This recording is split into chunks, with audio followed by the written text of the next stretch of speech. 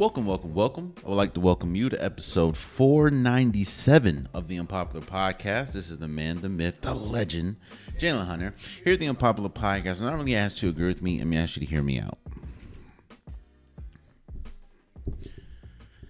The biggest fear that people had when talking about introducing money to college athletics is it ruining the foundation of the college athletics. You see, when you incorporate money into college athletics, it turns into something completely different. It mirrors the pros more than a lot of people would like to would like it to, essentially. And you're see, I cannot stress enough how I think everyone should get paid what they feel they're worth. When these college athletes make the school millions upon millions of dollars and they don't get to see, I hate to pivot a little bit like this, but I want you to understand that this is coming from a former college athlete. Now, no, I didn't go to a Power 5 school. No, I didn't. I wasn't the best player on my basketball team. No, I wasn't the star. But I went to college. I played college basketball, and I understand how it is to bring so much revenue, bring so much eyes, bring so much attention to a school. And in the same breath, because your practices essentially line up during the times where you can go eat at the calf, a lot of times you're missing dinner, you're missing lunch, you're missing breakfast. And I went to a school that didn't have 24-hour food hall. So if you miss it, you don't have a car like I didn't, you're pretty much ass out. So I'm always going to speak from a perspective of I feel a player, anybody should get paid what they feel they're worth. And a lot of people, a lot of purists that love the game of college football or love college sports in general, lamented the fact of these athletes getting paid money because they felt it was going to look eerily similar to the professionals, which obviously there has been a separation between professional sports and college athletics.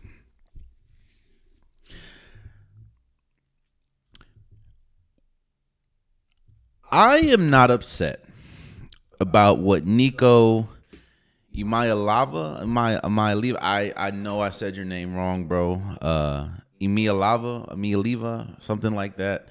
I'm just gonna stick to Nico to be respectful because I'm not great with word names, and I think it's Nico Iamaleava. The essentially now former quarterback of Tennessee. He had a deal in place that would make him, I think, $2.4 million that he was supposed to get paid, or that he was getting paid from Tennessee. And from what I've read and from what reports are saying, because he saw what Carson Beck, who was the former quarterback of Georgia, now transferred to Miami, they saw that he was getting $4 million, and Nico Iamaleava, I think that's what it is. Nico, who just led Tennessee to the college football playoffs, felt he was worth more than the contract that he was given, and he wanted a contract similar to what Carson Beck had. Because he felt when you look at what Nico did last year and you look at what Carson Beck did last year, it was similar in his eyes. when you bring money into the situation, you have to have a level of understanding that we're in a whole new ballpark. And now you're seeing schools have GMs because of this very situation. Now, while I understand, and I'm not upset, I don't think these are the decisions that Nico Iamaleava, if I said his name wrong, I'm sorry. Him and his representation have taken. He was holding out practices, he was missing meetings, and essentially he was dismissed from Tennessee. Or, I don't know if it was officially dismissed yet, but they did say that they're moving in a different direction.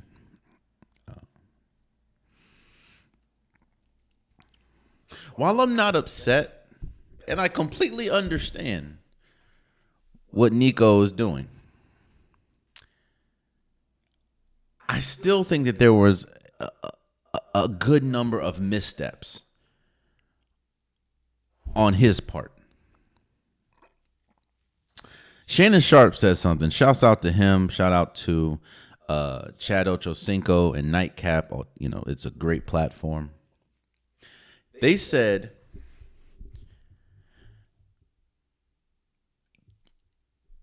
if you did something great, but nobody acknowledges it as being great, then do you think it was great? Would you feel like what you did meant something if there was no acclaim to it?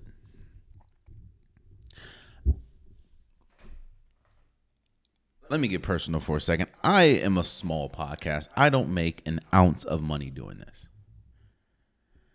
I may think I have the best content in the world, and that's just my confidence in what I do. I take this seriously. I put a lot into this. But it would be crazy of me to look at what Stephen A. Smith makes, what Shannon Sharp makes, what larger podcasts make, and think to myself, okay, no, that is the starting.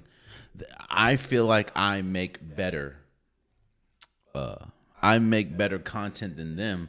I should get paid off the bat. Mind you, I don't get paid a thing. I should get paid more than what they make because I think that. I think I make better content than them. That would be a misstep. Because I can't jump off the gate and think that I'm going to get paid like the big dogs. I can't think that my podcast is worth something, but other people, the people that cut the checks, may think differently. I obviously think differently because I don't get paid anything. I can't then go put my nuts on the table and say, no, off of first swing, no, I should get paid what Stephen A. Smith is making. I should get paid what all these other podcasters are making. That doesn't compute. When you bring it back to this situation, Nico, you're already making $2.4 million just on NIL deals that the school is giving you. That has nothing to do with the NIL deals that you're making outside of the school. So you can't then look at what Carson Beck or somebody else is doing and be like, oh, no, I feel like my services should be closer to payment what they're making, because that doesn't work that way at all. So now you look, he's essentially away from Tennessee, and he's having a tough time finding another school that would pick him up because we're close, if not already in spring training. A lot of schools, a lot of Power 5 schools have already started their practices. So what do you think is going to happen to a transfer or somebody in the transfer portal right now thinking that they're going to be on a team as a starting quarterback when most of the teams in college football are already comprised? Meaning that most teams in college football right now already have a starting quarterback. So now, and I don't know how it works. I don't know how the deals work. Now you essentially forfeited $2.4 million because you think you're worth more than that, which I'm not upset about. And I'm not saying that you're not worth $4 million. If you feel you're worth $4 million, go get it. And it looks like that he's having a tough time getting it. You heard schools like North Carolina. You heard schools like Oregon. You heard schools like Tulane, all in the mix. And for some reason, Nico still is not out of school.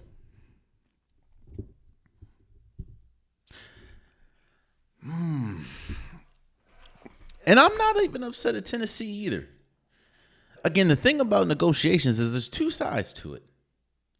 And if you're Tennessee and you're like, we've been paying, we agreed to pay you $2.4 million. And now that you see somebody else that you think, maybe not us, but you think you're on the same level as, is making more money, you're going to come to us and have a holdout. Reports were saying that he was thinking about holding out the college football playoffs. Like, bro, who do you think? Like, hold on. And this is, again, I think that I'm not bashing Nico or his representation for thinking that they are worth more than their contract says.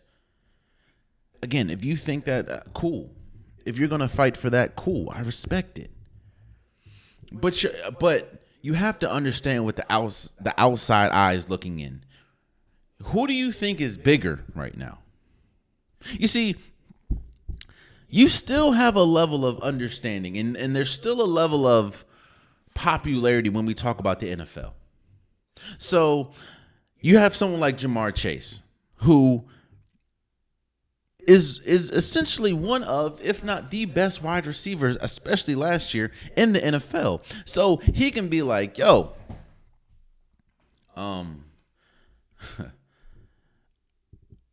I want a new contract. I understand that my contract is ending soon. I would like a new contract. I think that I have outplayed that.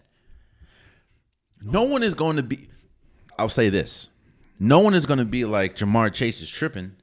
But the Cincinnati Bengals have the opportunity to be like, no, you can go get it somewhere else. They wouldn't be smart because of how important Jamar Chase is to the team. But they can essentially say, no, we're not paying. You can go. Now, obviously, they got a deal done, but still. Nico Iamaleava, again, if I said your last name wrong, bro, I apologize. But what do you think is going to last longer? Your name or Tennessee football? Mind you, the same Tennessee football that got embarrassed in the college football playoffs while you were the starting quarterback.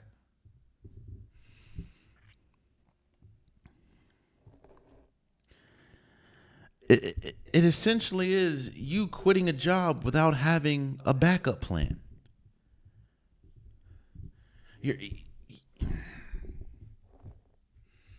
Look, man, I don't think that this is going to be the norm. I don't think that you're going to have athletes year after year do what Nico is doing. So in that sense, I don't think that this is going to be, ongoing.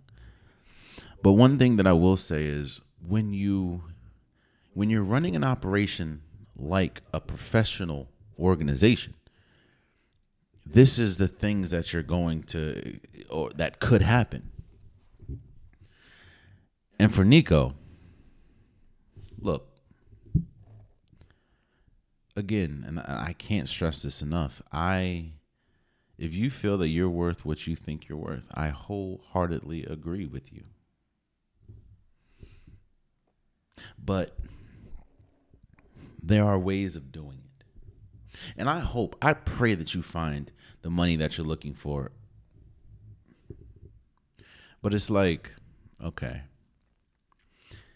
you just have to see where the cards are stacked, and you have to see this might not be the best time for this right now. Because again, we're close to, if some schools have started spring training.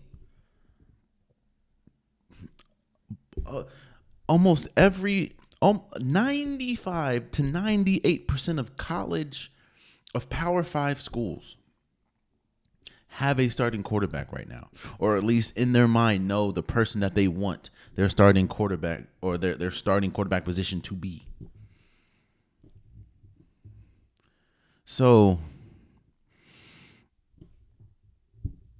again, I hope that he gets what he feels he deserves, but this is just, I just think there were missteps. And now, again, I don't know how the NIL deal works. I don't know. But from the outside looking in, it looks like you forfeited $2.4 million to get $4 million that you never got, or at least to this point haven't gotten.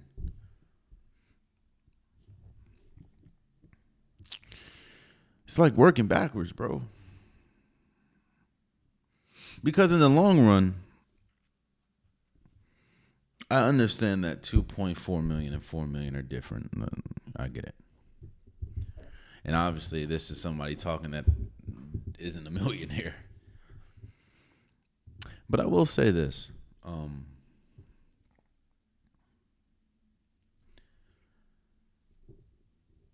Was it worth it? At least to this point, was it worth it? Because, like I alluded to before, spring training's almost here. Meaning that a new year of college football is upon us. That means that, boosters are doing their thing. Rosters are getting constructed. And whenever game one, hell, spring, the orange and white game, people are still going to pack the stadium. And game one of the Tennessee season more than likely will not have you as the starting quarterback. And the question is, was it all worth it? Because I don't know where he's going to go. Again, I know I'm never saying that it's not worth it to fight for what you feel you deserve. Always do that. Always go into it hoping that and knowing that you're going to get the best of what you can get. But if, now again, these are our reports, if you looked at somebody else and thought that, oh no, I should be in that range, I think there was a couple missteps. That's all I'm saying. But I do pray he gets what he looks for. I really do. Let me talk about the WNBA draft, which was last night or the other night. And there was no surprise of what happened at number one. Paige Beckers, who was a generational player essentially at UConn, went number one to the Dallas Wings. She just won a national championship. She was, you can argue it was her or Juju, but I don't think Juju was able to go into this year's draft. So we knew that she was going to be number one. And I will say, as a Mystics fan, obviously being from Maryland, as a Mystics fan, I'm not upset. I think that we did a damn good job in the draft, especially the top three, getting Kiki, getting Sania Citron, and then getting Georgia Amar. When we talk about guards, I understand that Washington needs a lot. And I was a little shocked that Georgia Amar went as high as 6 when a lot of Draft projections had her going in the second and third round. But I'm not upset about it. You know, this was guard heavy, bro. You had Haley Van Lith. You had a bunch of people that you could have picked. And I think that we picked one of, if not the best available guard that was available. So I was shocked that we picked Georgia Amore. But and on top of that, shout out to the Valkyrie, bro. They had the first head scratcher of the night. Now, the Valkyrie is a new team. And here's what you have to understand about new expansion teams. They're not going to be good. It's very rare. You're not going to get a Golden Knight situation. For people that don't know, in the NHL, the Golden Knights, I think their second or third year in existence, they made it to the Stanley Cup final. That doesn't work. That doesn't usually happen when we talk about football, when we talk about basketball. When the Ravens expand, their first 1 or 2 years was garbage until they got Ray Lewis and 2000 they won, or 2001, one of those two, they won a Super Bowl. It takes time, and you're going to be bad. They don't have a good roster, so in conjunction to trying to be better, you hope that you can have the names that can sell tickets, because you're already not going to win a lot of games. So you want to build the fan base up for the players. They need to connect. So when they take Justy, whatever her name is, I apologize, ma'am. I'm not good at names, but young lady out of Lithuania, she's probably good, but the thing that is different from college or from the women's side of basketball and men's, unless you have a Wemby, unless you have a Giannis, unless you have one of those players, it's smarter for the women's side, because a lot of people aren't invested in overseas basketball when we talk about women's basketball. So you would think for the Valkyrie, I thought they were going to go with Anissa Morrow out of LSU, one of the best rebounders, one of the best double-double machines that the college game has ever seen. But they didn't. And that's, I think, a huge winner was the Connecticut Sun, because I thought, now, let me say this. Going back to Washington, I thought once the Valkyrie didn't pick her and which is Washington, had the 6th pick, I'm like, oh, shoot. We're about to get Anissa Morrow. But then I was like, I don't know, because we just got Kiki, who is a power forward. We still have Shakira Austin. It's going to be tough. I don't know how she's going to fit. But, we also have Aaliyah Edwards. I don't know. So when we got Georgia Amore, I'm like, hey, because we also remember Ariel Atkins, we traded her to get a bunch of picks in the draft. But I think the Connecticut Sun, who has had a terrible offseason, had one of the best nights getting Anissa Morrow and Sanaya Rivers. Sanaya Rivers, I think, was probably one of the best scorers in the entire draft. So to get her at 8, yeah, I was a little head scratching when it got Sarah Ashley Barker. Don't get me wrong. Larry Bird Jr. is what I call her. She's great, but a lot of people didn't have her at 9, especially when you had Haley Van Lith and the Sparks need a guard or needed a point guard. So I don't know. They also had Isaiah James, but I just thought the Valkyrie was going to go get Anissa Morrow, especially at 5. Didn't happen. But hey, that's just how the draft just went. I think it was a really good draft, man. Like, there was a lot of really good names that got picked up. I mean, Bree Hall went 20th, or went in the second round, the 8th pick. Sanaya Fagan, both South Carolina. They went back-to-back picks. UConn had a bunch of players. Shout out to Sanaya Sellers, Maryland product. She went to the Valkyrie as well. there was a lot of UConn players that got drafted. Like a lot of them. I'm not gonna say a lot, but I think there was at least 3 of them. I know you had Paige Beckers. Let's see. Paige Beckers was drafted. You also had Caitlin Chin. You also had Aubrey Griffin. Yeah, 3. Damn. That's crazy.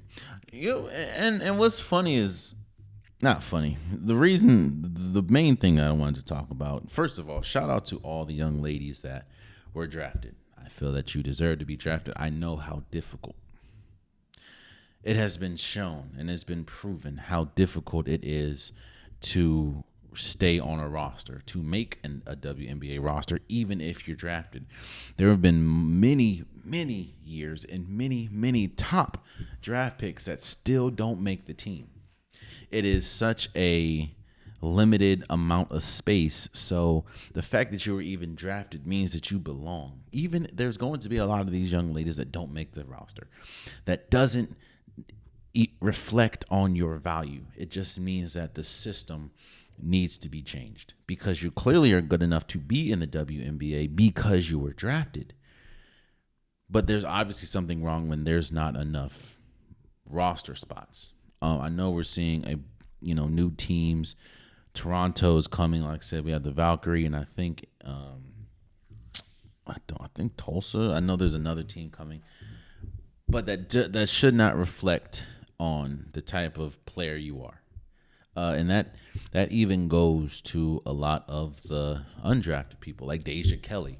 Deja Kelly, who a lot of people viewed as one of the best guards in college basketball through her career. I think she scored the 8th most points at UNC of all time before transferring to Oregon. She didn't get drafted. I was shocked at that, but that's just how the cookie crumbled. I just don't want people to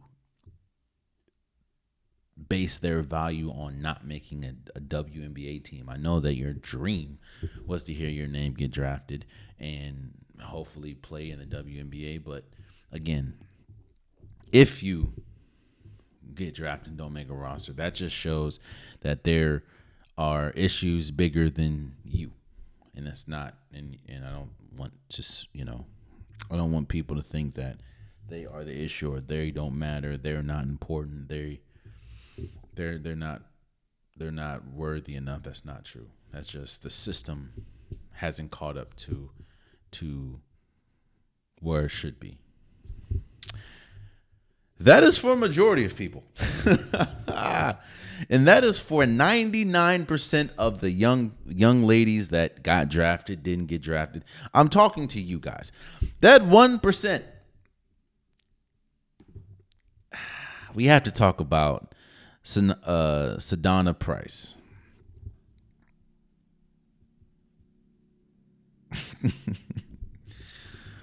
Sedana Price. Now, I want to say this. Before recording this, before the WNBA draft, I was oblivious to Miss Price. The only realm of which I knew Sedana Price was the video she made when she was at Oregon about the conditions that differed between the women's side and the men's side when we were talking about COVID and the league starting back up, and she was expressing how it felt unfair, and it was unfair, the conditions that the women were getting compared to what the men's side were getting. I also knew Sedana Price as a person that transferred from Oregon to TCU and played alongside Haley Van Lith. I also knew Sedana Price as the young lady who continued to get injured. She's been injured a bunch of times in her career, which is why I think she played college basketball for like 6 or 7 years, because she kept getting hurt. She kept having season-ending injuries. So before the draft, that's all I knew about her. And I'm going to tell you how this was in real time. I'm looking and it kept saying best available. And her name was number one every single time. As far as, once the first round went through, her name was just cemented at number one when it said best available. And I'm watching. I'm like, damn, I guess a lot of people don't need bigs. Then I said, hold on, she wasn't that bad, was she? Then I look, no, she ain't that bad. I was like, you know what? Maybe this is because the injury history. Maybe people are scared because she's 24 years old, which is older than most rookies, and she just has an extensive injury history. Maybe that's why. So I'm watching. And then ESPN has a 3-minute segment on why they feel Sonata Price did not get drafted or has not been drafted up to this point. And boy, let me first say this. Let me first say there are some allegations attached to her name. If those allegations are true, and again, the only reason why I'm saying if they're true is because they are allegations at this point. There have no charges have been filed, no nothing. They're just allegations. If these allegations are true, I send out my condolences to the victims. What she has been accused of is not at all funny, is not at all a joking matter, and I pray that the victims, if there are victims of the accused, if it did happen, I pray that they are doing okay. But boy, I didn't know the allegations. For people that don't know what the allegations are, I'm not going to say them here. You can go Google it. But there is a reason why Zadana Price, did not make the WNBA. And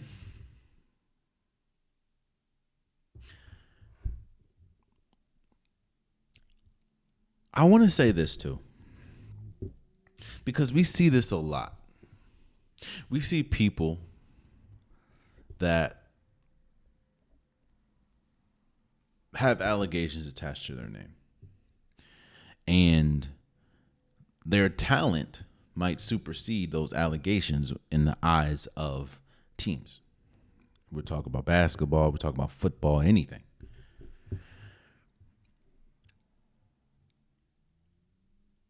I don't know if she was better, if she was on the same level as Paige Becker's. I don't know if this conversation would be going the same way. But when you have an injury history as extensive as Sonata Price, on top of the allegation, multiple, I think up to 4 allegations of some heinous things, ain't no good in goddamn way you think you make it into the league. Let me see something real quick. I want to see what her stats are. Now, she did average 17 points a game, 9 rebounds, 2 assists, and shooting 58%. But again, when you got the allegations that you got, and shout out to ESPN, bro. I know a lot of people crap on ESPN a lot, and there are things that I understand people don't like about the coverage that they do, but they did something that they usually do, and I'll say it. They did something that they usually do to African American athletes. Is they will not hesitate to point out their inflections. They will not hesitate to point out maybe off the court, off the field issues that could have a say on why or why not they're either falling in the draft or don't get drafted, period. You don't really hear that a lot when it comes to people outside of the African American community as well as women. And the fact that they were blunt about it, like, yo, yeah, this is she has several allegations attached to her name on top of the injury history. And to be completely honest with you, I think the injury history played less of a part than it was her having these allegations. 4 to be exact. So I don't know. I don't know. Because this was before I was knowledgeable of anything. I didn't know what was happening. I'm just like, yo, she's one of the best centers in basketball. Like, what are we? Yeah. It makes a lot of sense. But congratulations to all the young ladies that did get drafted, and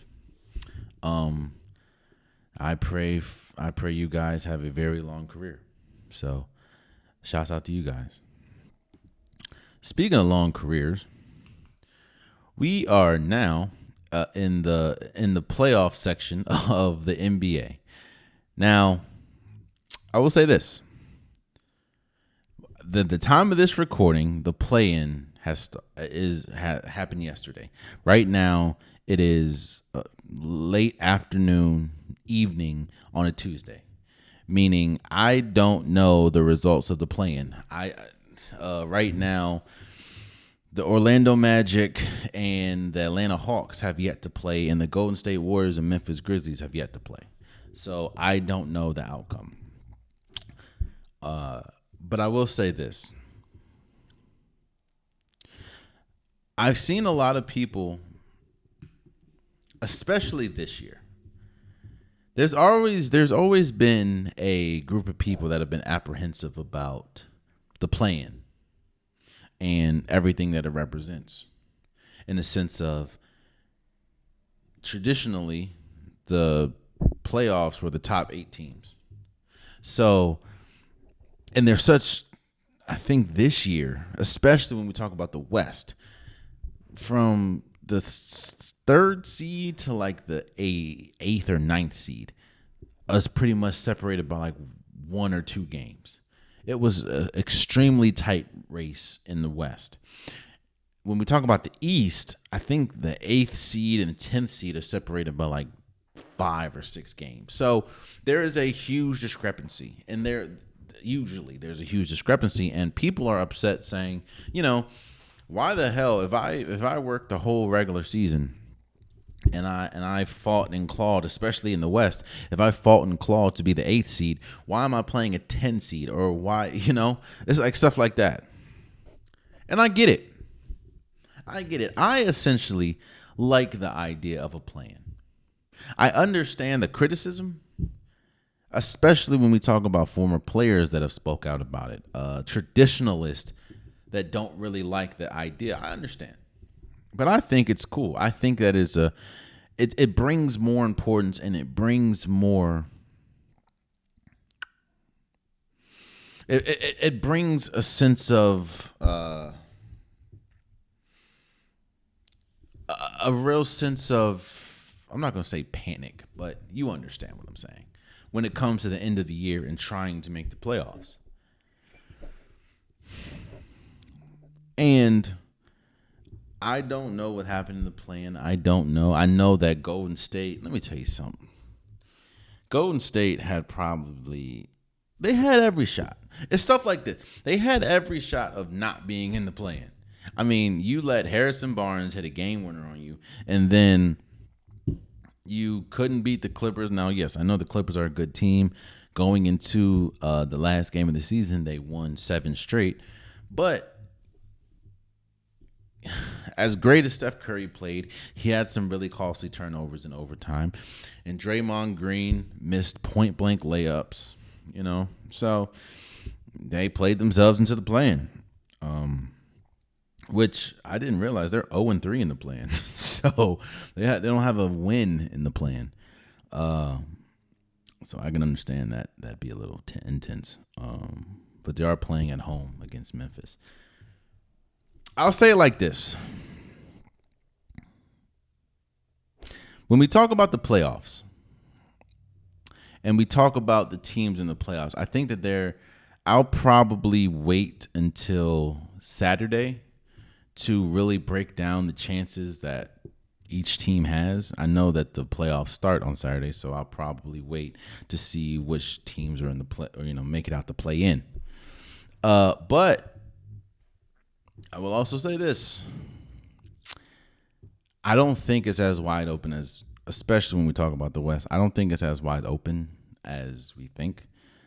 Like I said, I'm going to wait until Saturday to give my predictions and everything because I don't know who's in the play-in. And I think that, or I don't know who's going to come out of the play-in. And I think that is a huge, I think that plays a huge part because obviously if Golden State is in it, that changes a lot of things. If Memphis is in it, so we'll see. We'll see. But I'm just saying. Just saying. I will give my predictions a little later. Let's move forward. As we're talking about the playoffs, we have to talk about a team that didn't even get there. And that is the Phoenix Suns. Now, I've talked ad nauseum about KD and his part in this Phoenix Suns team essentially not reaching the goals that they hoped to reach. But the newest the newest thing coming out of Suns organization is Mike Budenholzer was fired after the Suns missed the playoffs. Was fired after this was his first year. He's one and done.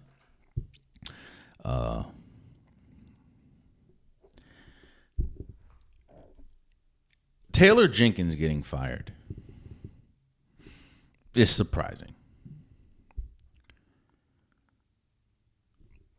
Mike Malone getting fired is surprising. Mike Budenholzer getting fired is not surprising at all.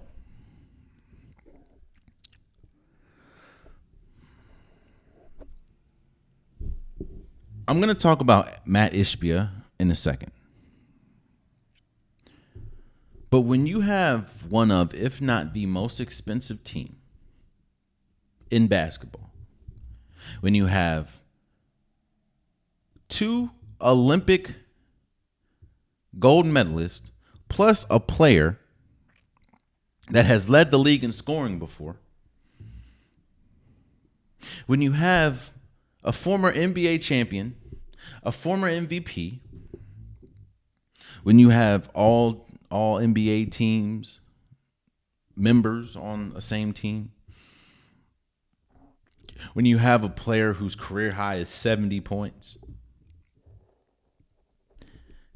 the expectation is to, at the bare minimum, make the playoffs. And when you don't meet the bare minimum expectations, might I add, you get what you get. I don't think Mike Budenholzer was the main issue when we talk about all the issues that the Phoenix Suns have. But I do think this, and I've said this before, you can blame the new age athlete for maybe their heightened sensitivity when it comes to coaching. And how, it's always been talked about how a lot of, coaches and the coaching approach is different from how it was back in the day to now. You can be a little bit more tougher, a little bit more loud and expressive back then than you could be now. So if you want to blame it on that, I get it.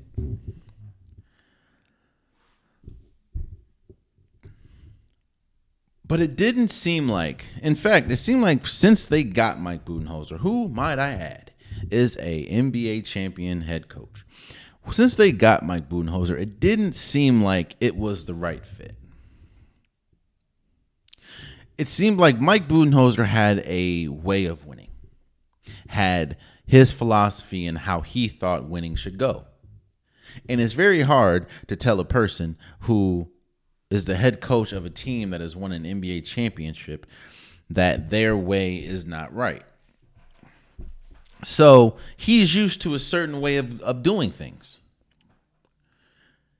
Obviously, the Phoenix Suns has a way of doing other things. Mind you, this team, this franchise has never won an NBA championship.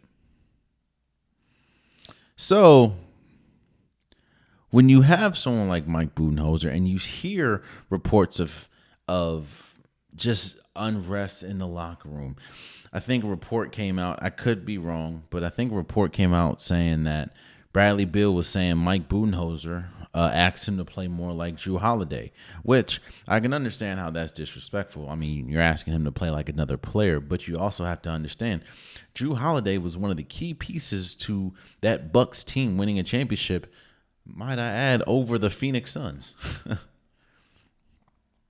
Or when you hear reports saying that him and Devin Booker had friction. Because, Devin Booker was trying to be more vocal than Budenholzer in the timeouts.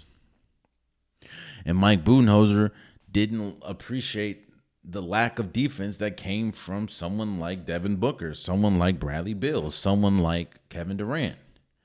And then obviously them trying to trade Kevin Durant was, it just didn't seem like it was it looked like it could have been a perfect fit, but once we saw more evidence, it just didn't seem like a perfect fit. It seemed like the Phoenix Suns was the worst organization to be a part of in all of basketball, honestly.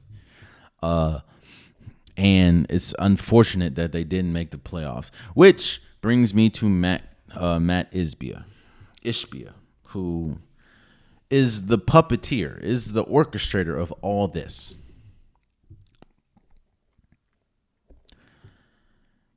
Anything that could have been said about this team has been said. The whole, that's not how you build a big three, has been said.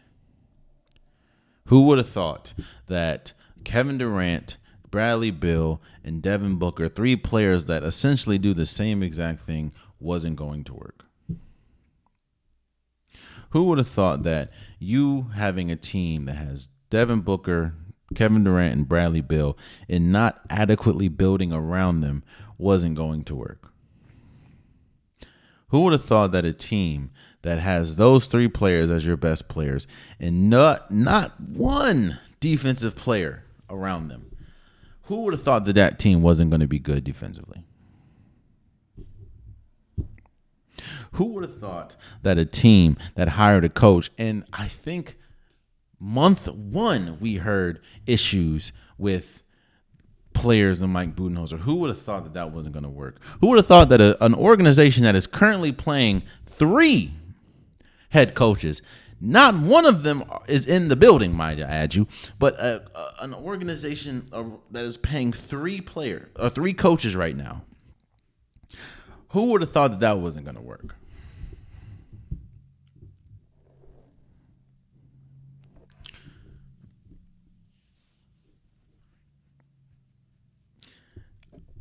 It's early, and there have been some nasty owners in the NBA.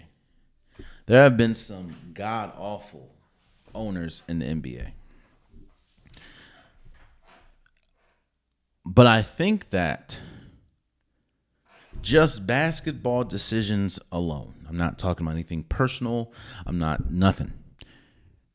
Basketball decisions alone, Matt Ishbia is finding himself in a very elite class. Because in a very short time, because I think he's been the owner for what? 2, maybe 3 years? Maybe 4. He is on a list of possibly the worst decision maker, worst owner in basketball.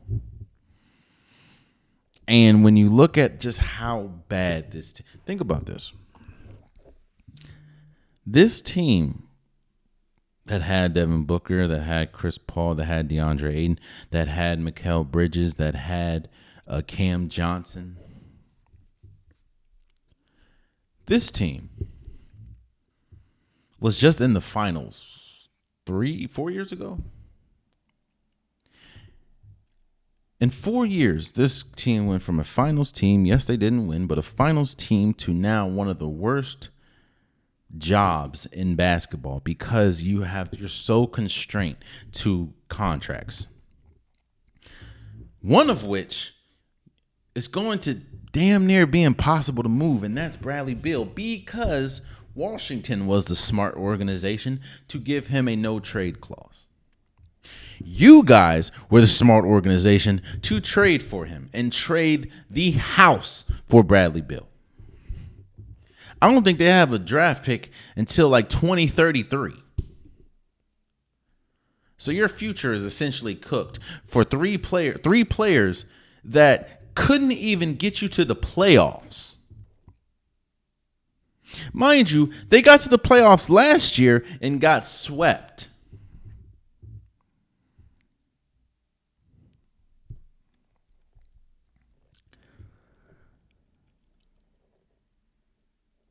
I think Mike Budenholzer is a good coach. I don't think he was good for this organization. And I think that there are some coaching habits that he probably should change. But when you have all this expectation, when you have a payroll as expensive as this, when you have two superstars and a star, and you don't make the playoffs, yes, heads are going to roll. Maybe not the correct heads, because to me, the biggest culprit in this is Mac Ishbia, but what are you going to do to him? But it's just crazy how in a span of 4 to 5 years, the Phoenix Suns was looked at as it was in the championship. They were looked at as one of the best teams in basketball. Now, they're looked at not as one of the worst teams, but one of the worst situations to go into, which is what I am fascinated to see who will be their next head coach. Because a lot of head coaches don't want to deal with what they're going to have to deal with. This team is going to be extremely bad. And one thing that we know from Taylor Jenkins, one thing that we know from Mike Malone, one thing that we know from Mike Budenholzer, if you don't meet expectations and quickly, it don't matter what you do. Taylor Jenkins was the winningest coach in Grizzlies history. Mike Malone 2 years ago was an NBA champion. Mike Budenholzer was an NBA champion. If you don't win immediately, or you don't meet expectations, no matter how high, no matter how unrealistic it is, you're out of here. And I don't know the coach that is going to, the good coach that is going to stop everything and take a job knowing that your days are numbered. And ain't no telling, you're not going to have Kevin Durant next year. Good luck trying to trade Bradley Beal. So I can see it now. They're trying desperately to trade Bradley Beal. A lot of teams know that they're trying to trade Bradley Beal, so they're not going to give them the compensation that they think they deserve. So then you're going to hear reports saying, team is liking Bradley Beal a little bit more. They're trying to implement him more because they know that they can't trade him because he has a no-trade clause. So I wouldn't be shocked if Bradley Beal is on this team next year. And the only person out of the big three gone is Kevin Durant. I think Kevin Durant has played his last. In fact, I think reports are pretty much saying that Kevin Durant's camp and the Suns are working together to get him up out of there, out of respect.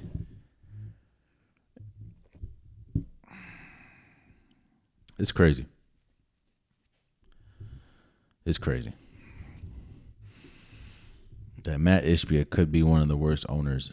Just decision making.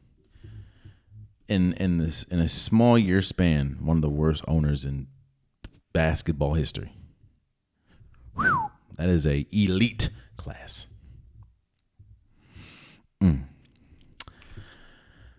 Let's move forward. I want to congratulate Rory McIlroy. Now, I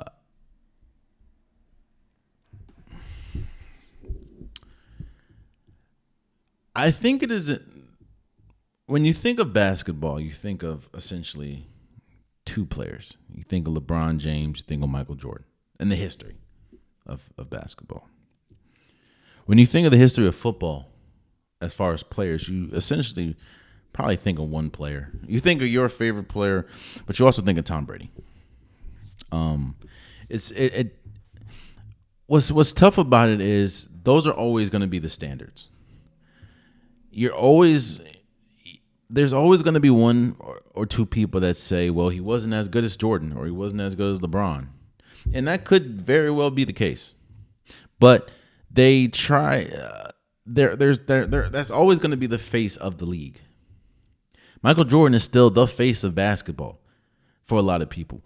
LeBron James is still the face of basketball for a lot of people and will be the face of basketball until the end of time. That's just how cemented they've been. And that's how great they were. The same can be said for golf. There have been some incredible golfers. You have Phil Mickelson. You have Arnold Palmer. There have been some incredible golfers. The face, and I think the person that will always be the face of golf is Tiger Woods. I think, his patented and his iconic red shirt on Sundays, meaning that the game is essentially over. If Tiger Woods is wearing a red shirt, a red golf polo on Sundays, 9 times out of 10 you're losing, bro. And I started this by saying that because while Tiger's always going to be the face, there have been some incredible golfers. Jordan Spieth, there's been some great golfers. And Rory McIlroy, who just won the Masters again, will go down and should go down as one of the greatest golfers to ever play. I'm not saying he was the greatest, and I'm not even saying that he's on the same level as Tiger Woods when Tiger Woods was great. But because Tiger Woods gets a lot of critically acclaimed, and rightfully so, you forget about people like Rory McIlroy. Rory McIlroy became the 6th golfer in history to complete the Grand Slam, winning a Masters, PGA, U.S. Open, and Open Championship. Mind you, there are hundreds upon hundreds of golfers every single year that want and try to join these tournaments. And for him to win the Grand Slam, all 4 major championships, is crazy. Now, like hockey, in fact, more than hockey, I don't know. I'm not good at golf. I understand that it is it's a meditation sport for a lot of people. But I'm not good at golf. I'm not good at putt-putt. I'm not good at none of that. I don't even try. We went to a mini golf place, and I'm a very competitive person, so it pains me inside when I'm not good at something, and I am absolutely terrible at mini golf. And I'm not even gonna try it on a green, on a regular thing. I don't watch golf. Golf is not my speed. It's not my cup of tea. I don't care about golf.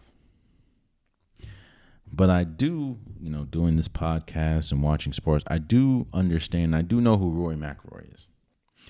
And I do know that he has been one of the greatest golfers ever. I know he had a epic collapse last year. So to come back, and it was looking dicey at the end, which is why you see the aggression and emotion that you got from him, because he let that jump slip away last year. For him to be the 6th golfer in the history of golf to get the Grand Slam, it is a congratulations. There's nothing else that really needs to be said. Shouts out to Rory McIlroy for winning the 2025 Masters, getting that gold jacket on you, brother. Shout out to you. Also, wanted to shout out Alexander Volkanovski, a UFC fighter. He won. It was UFC 314? Was it 314? UFC 314, beating Diego Lopez and winning the featherweight championship, if I'm not mistaken. When we talk about the history of fighting, and we talk about, they always have the rankings and who is the pound for pound best fighter, who is this, who is that, which that's what you play for. That's what you fight for. And him being, I think, 27-4, and all 4 of his losses comes from Ila Tupuria. I know I said that name wrong. Who a lot of people have as the 2nd best fighter, and Islam Mekachev. And he's the number 1 fighter. So because he has 4 losses, it's Alexander Volkanovski. His legacy is always going to be, but he is one of the greatest fighters ever. And the fact that he was able to regain the title was great and a really good match. I think it was by unanimous decision. Shout out to him, and shout out to everyone that participated in UFC 314. I'm excited to see what happens next with him, because he's getting up there in age. I think he's 36. Yeah, he's 36 years old. That's up there when we talk about fighting, and I don't know when. I'm not going to tell nobody when they should call it quits, but 27-4, you got the title. You're back on top. You know what I mean? Who knows? But shout out to Alexander Volkanovski for regaining the title and beating Diego Lopez in UFC 314. There you have it. That has been this episode of the Unpopular Podcast. Before I leave, I wanted to send out my deepest condolences to the family of Kyron Lacey, who is the LSU football player who tragically lost his life. I can't imagine the pain that they're going through. I can't imagine the hurt that they're going through losing somebody as young as him. His friends, his loved ones, I can't imagine. I definitely send out my condolences. I know that he was a staple in LSU. He was good enough. He was going to be in the league. I pray again for his family, and I send out my condolences for Kyron Lacey's family. I also send condolences for the family of the victims of the incident that he was a part of early on, which is why I can't imagine losing somebody in the way that they also lost somebody, and I understand that Kyron Lacey was involved in that as well. So I do pray for his family, and I do pray for the victim's family of the incident that involved Kyron Lacey a couple months back. I pray for all their strength, and it's tough. It is tough. I can't imagine how it feels at LSU right now. I can't imagine how it feels for Kyron Lacey's family and the family of the victim that Kyron Lacey was involved with a couple months back. So that's where I'm going to end the show. I'm not going to do the whole sign off that I usually do because I don't think it's appropriate. But again, thank you for listening. Thank you for watching. And until next time, much love.